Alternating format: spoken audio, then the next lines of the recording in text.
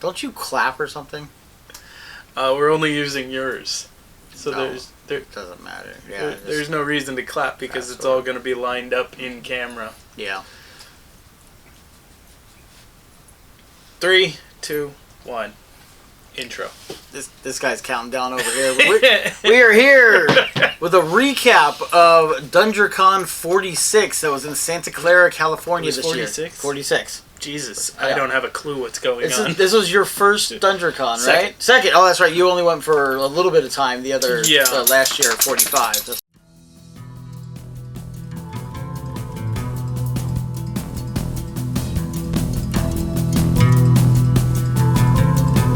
right. Hey, puppy. But yeah, so we attended the like 2 weekends back, I think it was, and we're finally getting to record our recap video. Yeah, it was 2 weekends. Oh, you were dead last week. Yeah, I was out of it with con crud afterwards. I tested, made sure it wasn't COVID, and yeah, it was just regular con crud just from talking to somebody. I lost my voice for like 2 days. Yeah, that'll do it. It was a good time. My voice was like pretty bad. Like I'm normally like I do cons all the time. I'll run around. Wow, thanks, Porthos. Yeah, just dogs knocking the camera. It happens. Yeah. I do a lot of cons, so I'm running around. I do pop culture conventions typically, and I talk to a lot of people because I take their picture. But I still, after this con, like I was only there 2 days. I wasn't gone, but it was pretty little raspy. Raspy. Yeah. So this con was pretty good. We had a lot of attendees. I'm gonna try to get all the actual numbers from a couple of the directors of the con, and I'll put them up in the description below to let everybody know. But it was pretty enjoyable. We spent a couple days there at the Santa Clara. It was the Marriott, right? Or was it the Hyatt?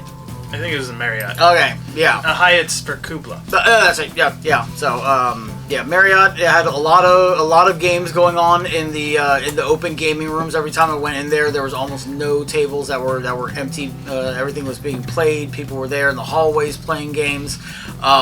Spent some time in the Protospiel room, which I tried to get this guy into every now and then, but like we did spend a little time there. I got to actually meet John Brieger, John Velgus. Yeah, Velgus.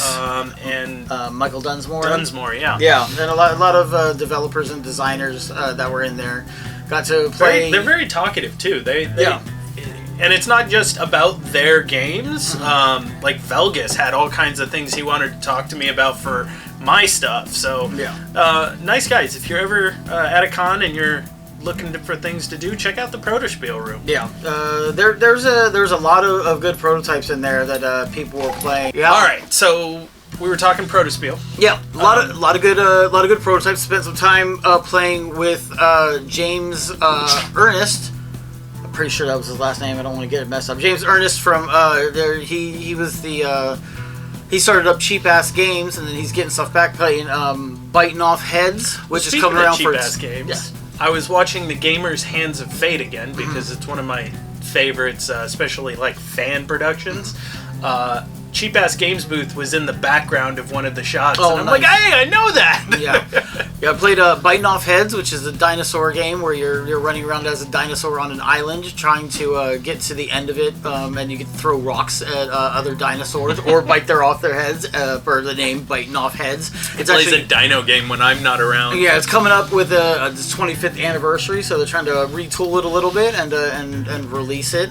And there was a lot of games there. I played a lot of games. Played a game that's been published by John Velgus, as you mentioned. Finger Guns at High Noon. Yeah, and that was pretty good. Which was coincidental because the first game we played when we arrived at DunDraCon was Bang, which is another like cowboy themed game. Oh my god, we played what, 8 players? It had 10 players. 10 players. Friggin' players. Yeah, the max. I don't recommend it. Yeah. It was fun. If you really want just a long experience, I thought it was fun. Nikki was out. Like that, I wasted one of my cards on her because she was just done. And I was like, all right, I'll finish you off. You can focus on something else. But that player count is only if you want like a long experience and you want to bullshit and just enjoy the time. Yeah, I know. I ran some games myself. Marvel Age of Heroes, which if you've been seeing the channel, and you've seen our unboxing we did of it.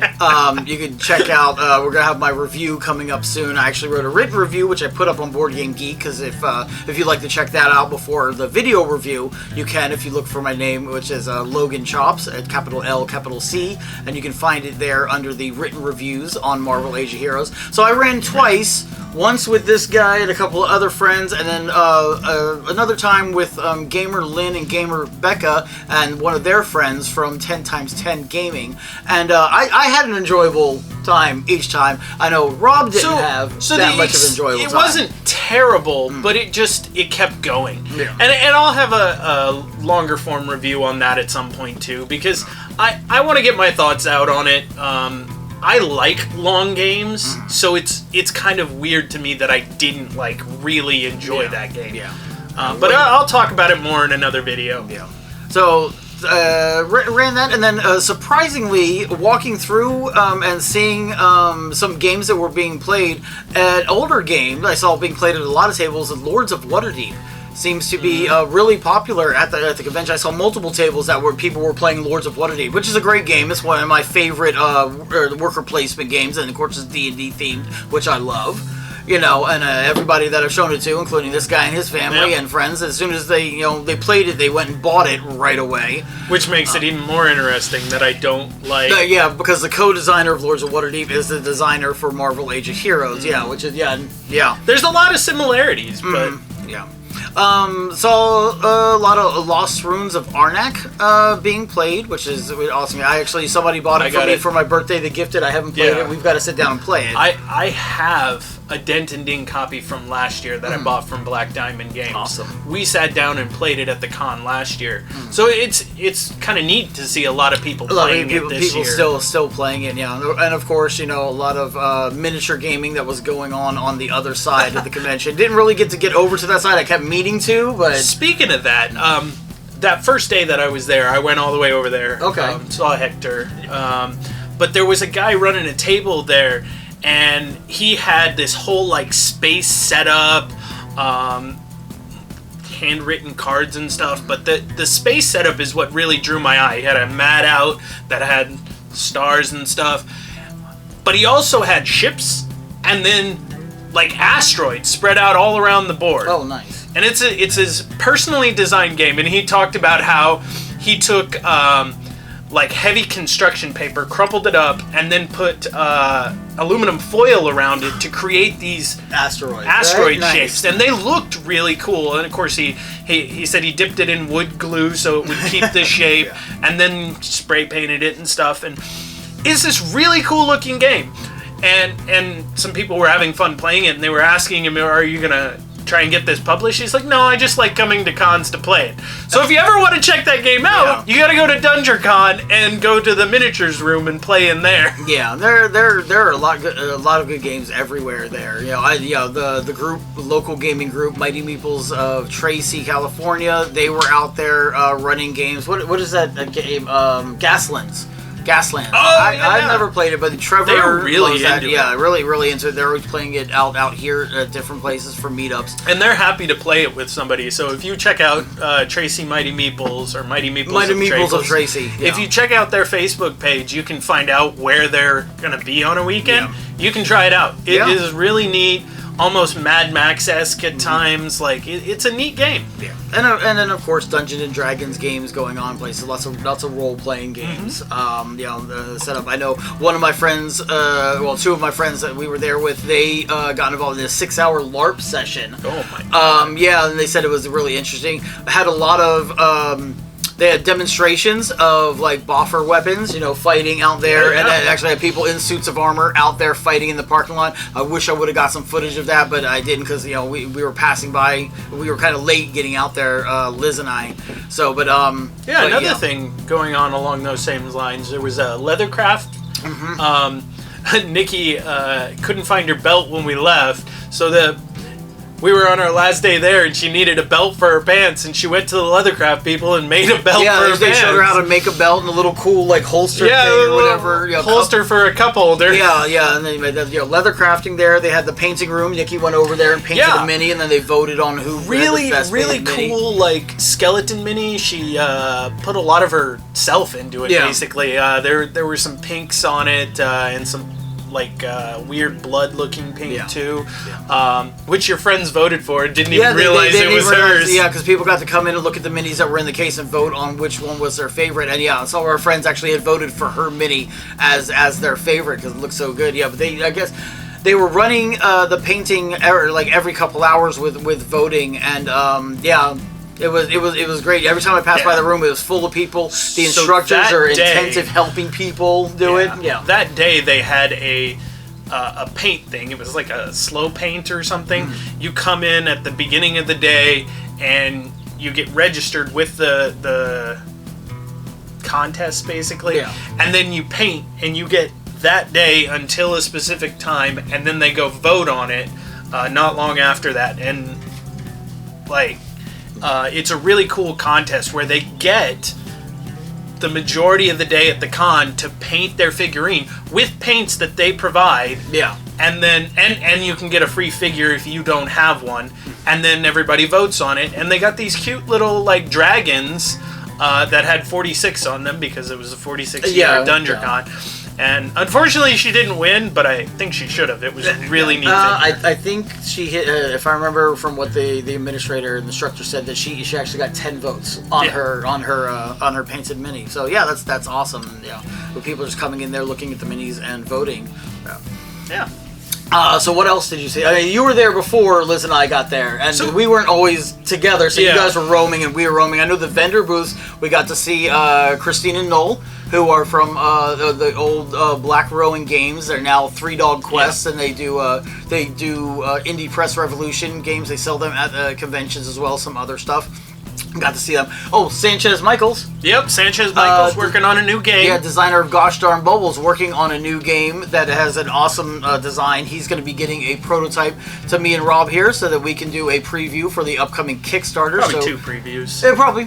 Try to get some traction on it. Yeah. That way he's not shelling out as much as it sounded like he did the first time he did it. Yeah. So you make sure you stay tuned to both Logan Chop's reviews and Is That Right Gaming, so that you can like see the videos when they come up and be able to support that campaign, which I think he said is supposed to be at the end of March, beginning of April, right? Like somewhere around there. And it looks it's really innovative with the way cards turn. I don't think we said it. Swirling Heroes. Swirling Heroes. Yes. Basically, you're playing cards out that have numbers around them, and you match up the numbers and you swirl your opponent's card, and you're trying to keep your opponent from having high numbers to the outside, and you have high numbers to the outside because that's how you tally points at the end of the game. Yeah, and you'll be able to see more of that with the prototypes on camera whenever we get our previews going for the Kickstarter. So yeah, stay tuned to channels for that. I'm excited for that. Because Gosh Darn Bubbles was kind of a random, silly, fun game, and this, despite the cute artwork, is going to be a very intense, strategic game. Yeah, more strategy. Yeah, because Gosh Darn Bubbles is mostly drawing your cards, and then what you get, you play. These ones here, you strategically are placing things next to other things to change their position. So it's a lot more strategic than Gosh Darn Bubbles, but it's still just like Gosh Darn Bubbles. Easy to learn to play. Yep. You pick it up in like 1 to 3 minutes, and then boom, you play. So it'll be interesting. We'll probably try and do some live plays on the Twitch channel. So twitch.tv/isthatrightgaming. Yeah, that's where we do. He'll be here live too. Stream. Yeah, of course, I'm always here. So what else did you see around the convention? We checked out a lot of stuff. The dealer room was great. I picked up a copy of the Final Girl base game, a playset, and minis for way under what Amazon is selling because they were already beating Amazon price, and then they gave me a 20% discount on top of the whole order for doing the minis, and I was like, well, I'm sold. And those are the Final Girl minis he's talking about. That's just regular minis. Yeah, and you got that deal through Games of Berkeley. Games of Berkeley, they were vendoring there. Had Black Diamond Games, right, with their Ding and Dang. Yeah, I got a couple of good deals from them, too. Just throw it out there. I got Power Rangers deck building game, the Power Rangers in Space. I got what is that? The depth track for Shadows of Brimstone, which I never would have bought, but it was $5 because it was compacted a little bit. No. And it came with extra cards, which is cool if you know Shadows of Brimstone. And then I paid $20 for something. What did I pay $20 for? I have no clue. But they had Goodman Games was there with RPG good deal, stuff. So. Yeah. There's a lot of good vendors there. I didn't get to talk to them. They had I forget what is it called, the cards, the inspiration cards. The deck of inspiration. Oh yeah, we talked about yeah, and the deck of I think deck of advantages or disadvantage. I don't know. Yeah. But they had the deck of inspiration, which I actually have a deck of that I use for my D&D group, and I have a review of that coming up. And I forget what company that is. I'll find out and it'll be in the description. Yeah. They have the deck of inspiration, which are cards that you can use for your game instead of giving your players inspiration in like D&D, so that they will be able to roll their next attack or saving throw or whatever with advantage. They use the inspiration for that. You actually give them a card, and the card has different stuff on it that gives them different things instead of just a generic inspiration, giving somebody advantage on something. Have like, it's a healing potion, or it's like a potion of quickness, or some kind of like ability that they can use right away. It's a really, really interesting deck, and my players love it. Yeah, it looked pretty cool. Yeah. And I'm hoping, just like Games of Berkeley and Black Diamond, I'm trying to get them out to Board Game Extravaganza, yes. Which should be happening the third Saturday of November. Yes. Make sure you check that out. So if you're in the Bay Area, Santa Clara, around February, already this year has passed, but next year it'll be coming up, DunDraCon 47.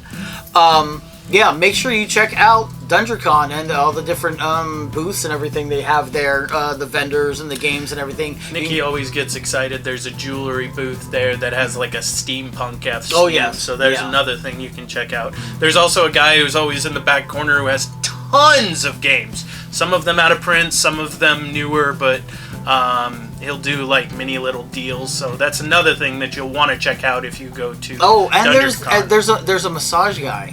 There's a massage guy. Yeah, that's he's up always towards there. the front of the hotel. Across from the information booth. He always sets up his chair there, does massages, and we didn't see him the first 2 days we were there. Liz thought something had happened to him because he's like an older guy, and Liz is like, "Oh no, did he pass away? Is he not here? Is he in the hospital?" And then we saw him like the second night, the third day. He's like, "Oh, he's here. He's giving massages. Awesome." So if you need to relax when you're at the con, which you might need to do. It can be a lot walking around. It can be a lot. One other thing, their games library has gotten a lot better. The first year, it felt more like a games museum than a library, and they still have that to a certain extent because a guy passed away and gifted his games library to them. So they have like a second edition Cosmic Encounter in there.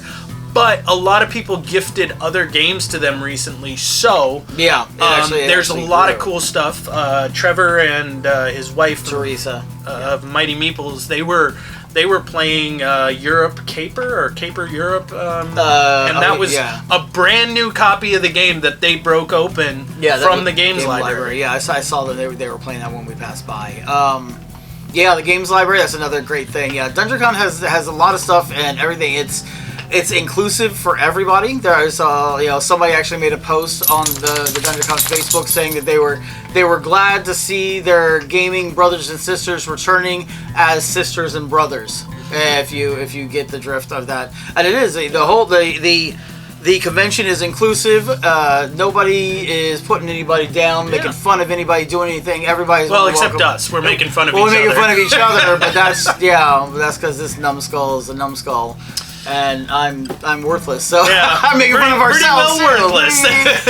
It was great to check out. Make sure you stay tuned for our coverage of KublaCon, which is going on in May, Memorial Day weekend. Already set up for press passes. Both already set up there. We'll be there. It's in Burlingame, California. So if you actually are going and you see us there, make sure you stop and say hi, get a picture, maybe even play a game if we have time. We'll I'd be happy to play a game. Yeah. And as long as it's not Marvel Age of Heroes. He doesn't. He doesn't want to play that one anymore. But also, if you are so inclined and you're in the Central Valley of California around November, like he was saying, Board Game Extravaganza.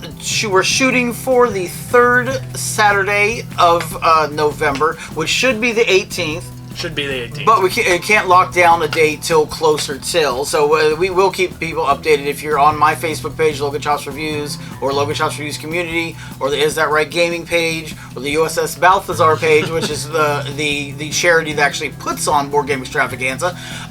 We will, as soon as we have a date locked in, it will be up on there, and we'll be letting everybody know and passing out flyers and everything. So it's just it's another great convention, even though it's a one-day convention. Any money that goes to it supports the charity that they raise money for underprivileged youth involvement in the arts, visual and performing arts. He's got the spiel down. Yeah, I've got it down. I know this is what I do. And then so everything goes to charity. All the money goes to underprivileged youth, and it's a great thing. This last raffle. It's $1,400. Yeah, so there was over $2,000 in prizes, so that's a reason to go if you're in the area. But $1,400 went to the Stanislaus County Boys and Girls Club. Boys and Girls Club, yes, yeah, and a little over $1,000 back into the club's coffers to be able to pay for the cosplay calendar that we have that we make every year, buttons, bookmarks, all this other stuff that we have. That's also available. And also our other charitable endeavors. Yes, so, yeah. We have a few other groups that we give money to. Yeah. So that's it. Yeah. I think that wraps it up. DunDraCon was a success. I did know that I heard from a couple people that it looked like there was less attendance that there has been in the past, which is expected. Everybody's still recovering and being cautious from COVID. Yeah. But the numbers next year are looking to exceed those numbers from this year. And we're looking forward to seeing you all either at DunDraCon or CoolaCon or even at Board Game Extravaganza. Yeah, we really hope to see you somewhere. Yeah. So, as always, happy gaming and be safe. Have fun. Kind of my dog's God. not above the camera. Porthos. So, Porthos, you take it for a second while I go fix the camera. We're going to have it cut a little bit. Yeah, it'll be okay. Or lay down. I'm going to keep that in. Shane's always saying we should have bloopers or something. Or put it at the end of the video. Yeah. Cut it and put it at the end.